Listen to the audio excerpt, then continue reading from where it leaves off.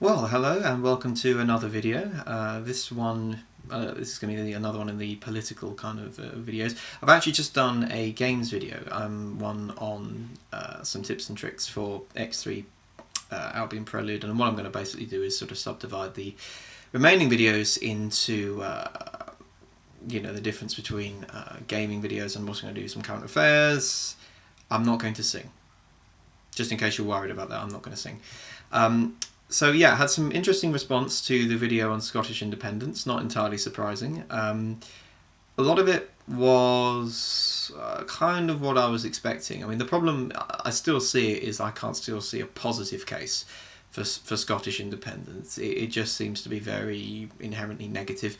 It's not been a great week for the tone of the debate either. I mean, The Economist this week published a fairly provocative front cover, which if you go and look it up, again, I don't think it's particularly helpful. I can kind of understand why Salmond was a bit peed off with it, but I still think, and I'm still remain to be convinced that that this separation is anything more than a bad idea being dressed up in vitriol. But hey, that's just me. But we'll see. And we'll see come 2014. But I thought I'd do a little bit more about sort of rest of UK politics and what's been going on in the last week. Very, very interesting. Obviously, we've had the heating up of the mayoral debates in London, and the complete collapse of Ken Livingstone, which, as a Conservative, I'm obviously very glad at. But basically, as a human being, I'm quite glad at, because he's, this is one of the things that is a sort of a personal bugbear of mine for the left in general, which is the fact that they're all against grammar schools, they're all against private schools, they're all against this, they're all against that, they're all against the other, and then of course they just do it anyway. It's that old animal farm thing of all animals are equal, but some animals are equal than others. I mean, that's effectively what we've got. I'll always remember the situation when Diane Abbott was quizzed about why it was that she sent her son to private school, having spent her entire political career effectively saying that this was a form of elitism and you shouldn't do it and it's wrong and children shouldn't be separated from their communities and hived off into sort of little cliques, and that they did it anyway. And the same with Ken Livingstone, who appears to, having stood on platforms and said bankers shouldn't be allowed to vote and we should hang a banker a day, and anybody who doesn't pay their full amount of tax shouldn't be allowed to vote. Well, guess what he's been doing? Guess what? Ken is a filthy, cheating, champagne socialist who has been caught with his pants down, and the thing is, he brought it on himself. He's always been like this, Ken Livingstone. He never knows when to shut up. He's sounding off on a mayoral debate, trying to attack Boris Johnson for tax. What does he do? Suggests that they should all publish their tax returns. Brian Paddock says this is fine. Boris says it's fine. Jenny Jones says it's fine. Just one point about Jenny Jones, actually. This is one thing I don't quite understand about the Greens, is the fact that if you look at the polling, the Greens are behind UKIP, and yet UKIP haven't been invited on. Now, I'm not personally in favour of UKIP, but given the fact that they are polling as the fourth party, you would imagine that the BBC should really be inviting them on. And I don't quite know why that is. There still seems to be a bit of a bias in the BBC. Who knew? About UKIP, etc. And as I said, I'm not a big fan of them personally, but I think they should be allowed on if they're getting a decent chunk of the popular vote. But going back to Livingstone, yeah, he's just having a bit of a mare, to be honest. I mean, I think, you had the tax scandal. Now you've had the videos of him crying at the party political broadcast. Then it turned out that it was a broadcast that he'd written himself, and he just sort of thought, really, Ken? Really?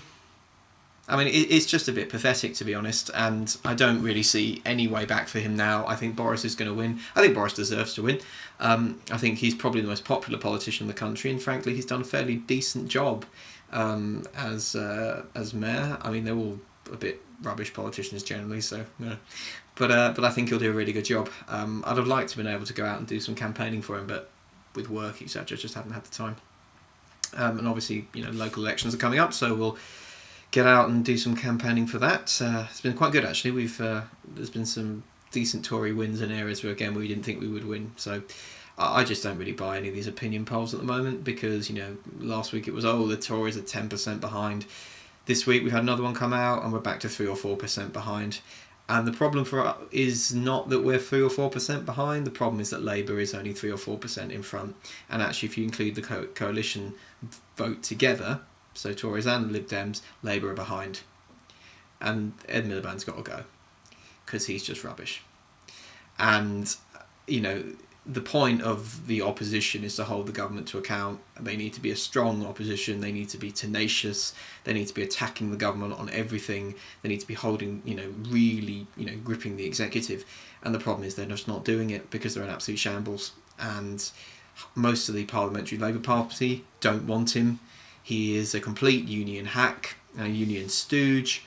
And he wouldn't. And when it comes to people like then McCluskey, etc., and potential. When he came out a couple of weeks ago and said, we should boycott or there should be civil disruptions during the Olympics, Ed Miliband wouldn't say boo to a goose. So I just think it's a bit pathetic, and I really think they need a new leader. I would actually be in favour of throwing my hat into the ring for Yvette Cooper. Not my own personal hat into the ring. I don't want to lead the Labour Party, but I think Yvette Cooper, is looking pretty strong. And I'm not sure you could really have the husband and wife team, but maybe an Yvette Cooper with David Miliband as some shadow chancellor. I mean, that's a powerful partnership. I think that would be good. I think just to make this point, just because I'm a Conservative doesn't mean I don't want a strong opposition.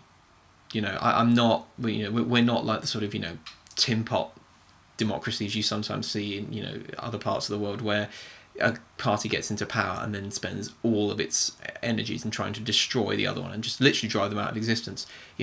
Debate and opposition are good things, so we need a strong opposition in the country. I think looking further afield, outside of UK politics as well, there's some stuff this week coming out of the Commission, some of which is good, some of which is not so good. Michel Barnier, the guy who takes care of financial services and the internal market, was talking about, bankers have got, 9 times salary in bonuses. This has got to stop. Yeah, but it's not your job, Monsieur Barnier. That's something for the member states. So it's not really up to you to decide what people earn. And this actually ties into a debate that again has been happening in the country recently. When it comes to the public sector, I think that's perfectly fair. I think I actually would have a cap of £100,000 on the public sector. If you want to make money, go into the private sector. That's where the risk is, but that's where the rewards are greatest. If you want to work for the public, I don't think you should earn more than £100,000 a year. I think you should cap it. That would certainly save us some money.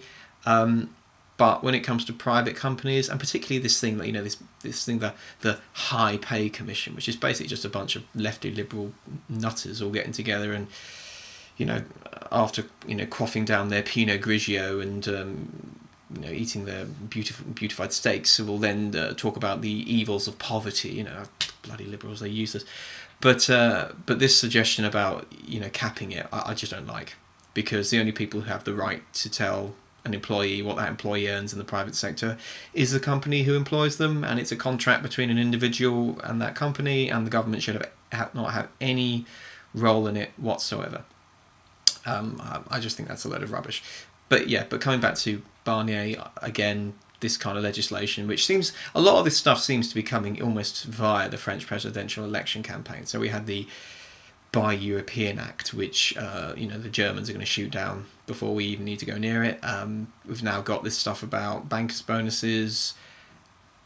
Again, this is areas where I think the Commission needs to be careful because they're treading on very thin ice. When it comes to things like defending the internal market, when it comes to promoting trade across borders, when it comes to what they're doing now, which is to say that effectively if you're working in one country, or if you're working across borders, you drive to work every day and you cross a border, you shouldn't be paid less because you're doing that. I think that's perfectly fair. That's a great idea. But that's in relation to the internal market. This is perhaps in relation to pay within a member country, and I don't think they should be affecting that. There's also been quite interesting hearing about potential defections from the Conservatives to UKIP, to which I say good, because I think rather than being inside the Conservative Party and poisoning in it, I would much rather that the individuals concerned just left, because I don't think we need them.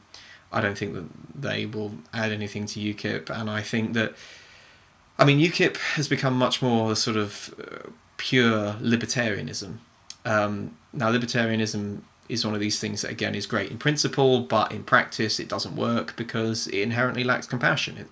And true libertarianism only works if you have money. If you have money, you can afford private healthcare, you can afford, private security, you don't have to worry about the state. Great. But if you're really poor, you need a state. Now, that doesn't mean that I want a large state. I think the current sort of level of public spending in the UK, where we're spending close to 50% of our GDP on the state, is too high. It's not quite as high in Croatia. I was there recently and I was told that of a population of 4 million people, they have 2 million civil servants. So it's not just 50% of their GDP, it's 50% of their population. That's pretty big.